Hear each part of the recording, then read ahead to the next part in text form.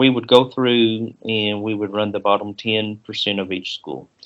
When we would pull the names up, we would start looking at and we would um, remove every student that had special ed or that were learning English learners. We would remove them from our database simply because they were already receiving other supports.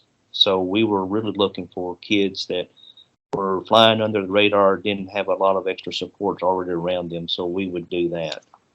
We would run the grad score and we'd get a group of names to do that, and then we would go and do the curriculum column as well.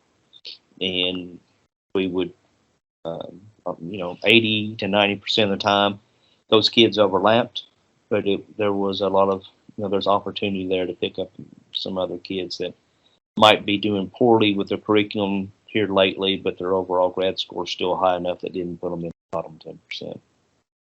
So when we would remove some of the students, that allowed us to really start bumping that up to where, we would look at maybe the bottom 12, the 13, 14, 15% of the school, whatever it took to really get a good number of kids for us to work with. So our goal was to always try to be working with 60 to 80 kids at any high school.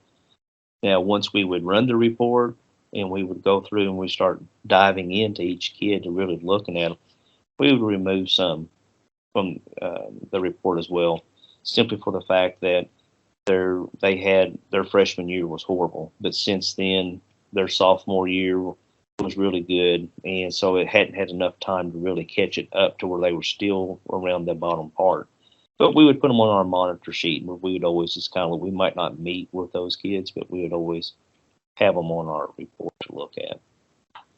And we would run our reports for updates every midterm. So at midterm or the end of the quarter, we would rerun our report to see if there's any new kids that had come to the school or had fallen off and was needing some help. So